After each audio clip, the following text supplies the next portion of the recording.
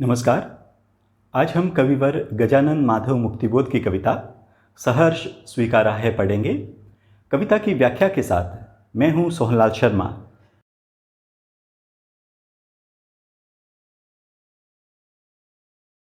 पहले कविता का एक परिचय। मुक्तिबोध रचित कविता सहर्ष स्वीकारा है में कवि ने जीवन के दुख सुख संघर्ष अवसाद उठा पटक को प्रसन्नता के साथ में स्वीकार किया है, क्योंकि उसे जो कुछ भी मिला है वह उसकी प्रिया का दिया हुआ है। प्रिया के रूप में यह कौन है, इस पर कविता मौन है। पर तुम संबोध्या, यानी कवि ने कविता में जिसे तुम से संबोधित किया है, यह तुम संबोध्या प्रिया दिवंगता माँ पत्नी बहन सहचरी कोई भी हो सकती है। हर समय की भावार्द्रता यानी भावुकता व्यक्ति को कमजोर करती है, इसलिए कवि विस्मृति के अंधेरे में खो जाना चाहता है। अंधकार में भी यादों का धुंधलका मौजूद है, उससे मुक्त कैसे हो।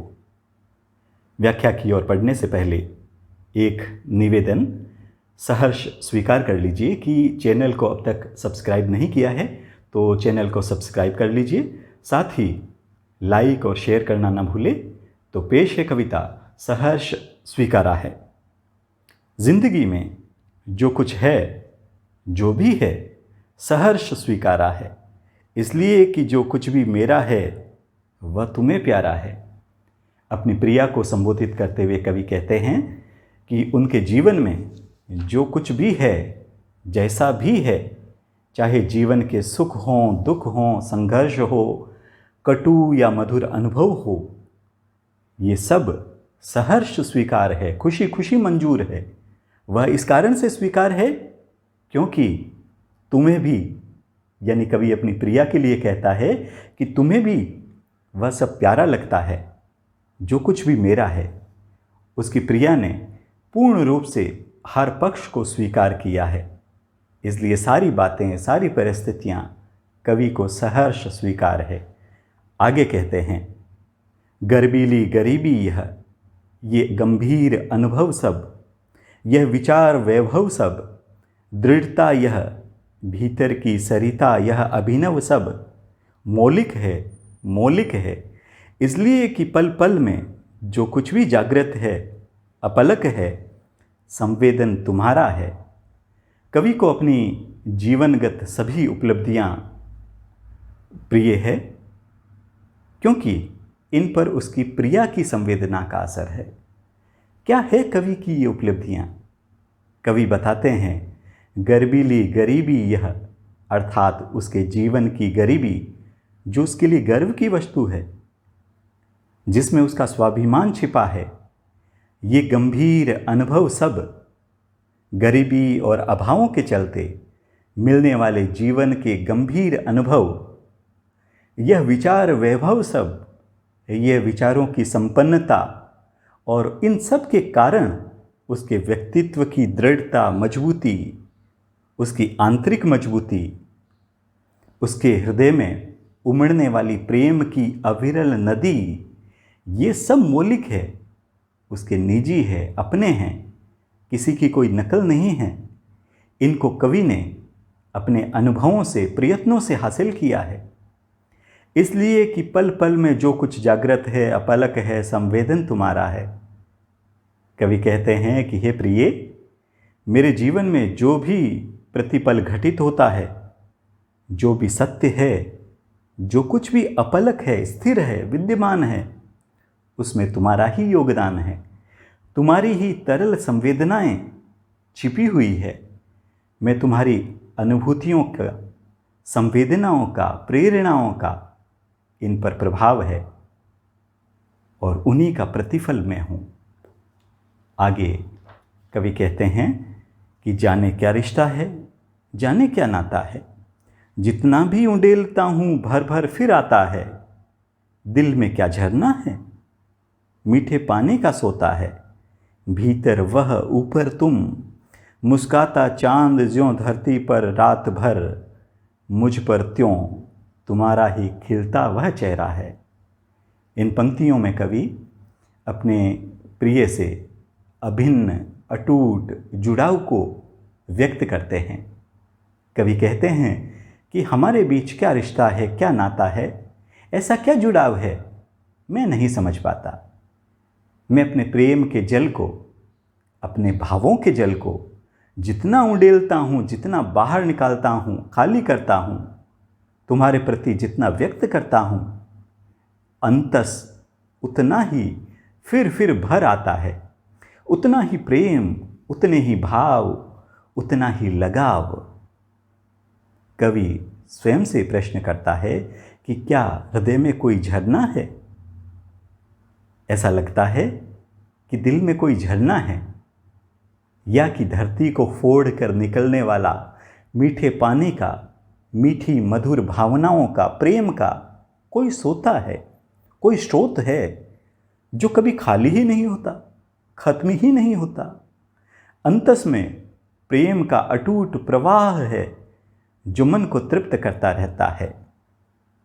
अगली पंक्ति की भीतर वह ऊपर तुम। अंतर मन में प्रेम की धारा है और बाहर तुम। जिस तरह चांद रात भर धरती पर चांदनी बरसाता रहता है, बिखेरता रहता है, ठीक वैसे ही तुम्हारे चेहरे की मुस्कान, तुम्हारा प्रभाव, तुम्हारी चमक मुझ पर छाई रहती है और आनंदित करती रहती है। तुम्हारी चांदनी सी खिली खिली मुस्कान, तुम्हारा सौंदर्य मुझे हर पल अभिभूत रखता है, तरोताज़ा रखता है, भिगोए रखता है। आगे, सचमुच मुझे दंड दो कि भूलूं मैं तुम्हें भूल जाने की दक्षिण ध्रुवी अंधकार अमावस्या शरीर पर, चेहरे पर, अंतर में पालूं मैं, झेलूं मैं, उसी में नहालूं मैं, इसलिए कि तुमसे ही परिवेष्टित आच्छादित रहने का रमणीय यह उजेला अब सहा नहीं जाता, नहीं सहा जाता है। अब ये कविता का उत्तरार्ध है। इस उत्तरार्ध में कवि का एक दूसरा रूप हमारे सामने आता है। अब तक कवि ने अपने प्रिय के प्रेम को, अत्यंत प्रेम भाव को प्रकट किया। उसके व्यक्तित्व के हर पहलू पर उसके प्रिया का प्रभाव झलकता है। लेकिन इन पंक्तियों के माध्यम से कवि कुछ अलग ही व्यंजना करता है। कवि अपने प्रिय के प्रेम बंधन से मुक्त होना चाहता है। क्यों? जानते हैं कविता के अगले चरण में। कवि कहते हैं कि हे प्रिय, तुम मुझे सजा दो, शाप दो कि मैं तुम्हें भूल जाऊं। वह इस दंड को खुशी खुशी स्वीकार कर लेगा। आगे कवि कहते हैं कि मैं अपने जीवन में विस्मृति का, भूलने का ऐसा अंधेरा चाहता हूं कि विस्मृतियों के ऐसे सघन गुप्त अंधकार में डूब जाना चाहता हूं, खो जाना चाहता हूं, अपने वजूद को भुला देना चाहता हूं कि जो दक्षिणी ध्रुवी अमावस्या से भी सघन हो, गहरा हो, ऐसा अंधेरा विस्मृतियों का अंधेरा, जिसमें प्रिय की एक भी स्मृति, एक भी याद नहीं बचे, यादों की एक भी किरण उस अंधेरे में नहीं पहुंच पाए। अंधेरे के लिए दक्षिण ध्रुवी अंधकार विशेषण यहाँ काम में लिया है, क्योंकि दक्षिणी ध्रुव 6 महीने तक अंधकार में डूबा रहता है, गुप्त अंधकार में। कवि अपने जीवन में ऐसी ही विस्मृतियों का अंधेरा चाहता है। ये अंधेरा भीतर बाहर सब जगह उतर जाए, तन मन सब तुम्हारे भूलने की पीड़ा से पीड़ित हो। कवि कहते हैं कि मैं सब ये सह लूँगा, इसलिए कि तुमसे ही परिवेष्टित आच्छादित रहने का रमणीय यह उजेला अब सहा नहीं जाता, नहीं सहा जाता है।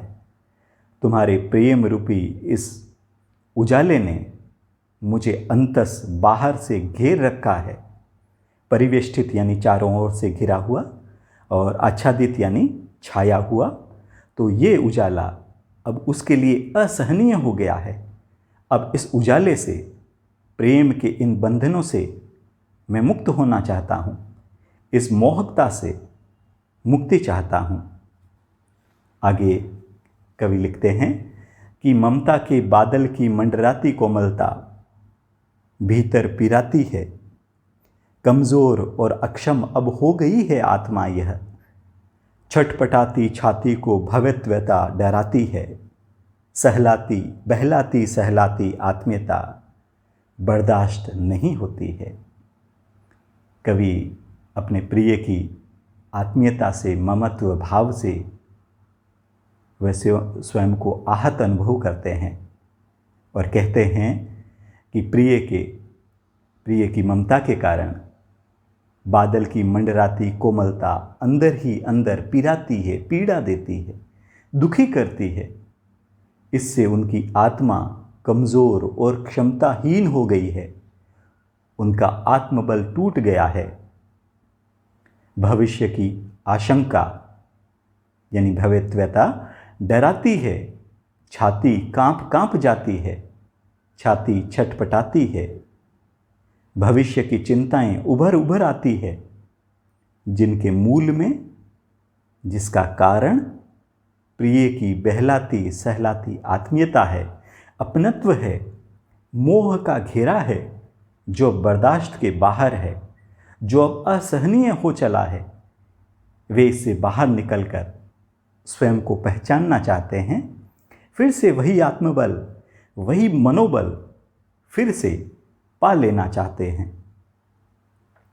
आगे कवि कहते हैं कि सचमुच मुझे दंड दो कि हो जाऊं पाताली अंधेरे की गुहाओं में, विवरों में, धुएं के बादलों में, बिल्कुल मैं लापता, लापता कि वहाँ भी तो तुम्हारा ही सहारा है। कवि अपनी प्रिय से फिर अनुरोध करते हैं कि मैं तुम्हें भुला दूं, ऐसा मुझे दंड दो, मुझे ये सजा दो कि मैं अंधकार में खो जाऊं, मैं उस सघन अंधकार में खो जाऊं जो धरती के नीचे पाताल में है, जहां सूरज की एक किरण भी नहीं पहुंचती। उस पाताली अंधेरे में मौजूद गुफाओं में, सुरंगों में, बिलों में मैं खो जाऊं धुएं के बादलों में, कि जहां कुछ नजर न आए, कोई याद न बचे। कवि को फिर एहसास होता है कि उस विस्मृति में भी स्मृति का अंश ही तो समाया है, उस सघन अंधकार में भी तो कहीं न कहीं प्रिय का ही हाथ है, सहारा है। वह चाहे जितने प्रयास कर ले प्रिय से अलग होने के, लेकिन उससे अलग होना संभव नहीं है। आगे कवि कहते हैं कि इसलिए कि जो कुछ भी मेरा है या जो मेरा होता सा लगता है, होता सा संभव है, सभी वह तुम्हारे ही कारण के कार्यों का घेरा है, कार्यों का वैभव है। अब तक तो जिंदगी में जो कुछ था, जो कुछ है, सहर्ष स्वीकारा है, इसलिए कि जो कुछ भी मेरा है वह तुम्हें प्यारा है।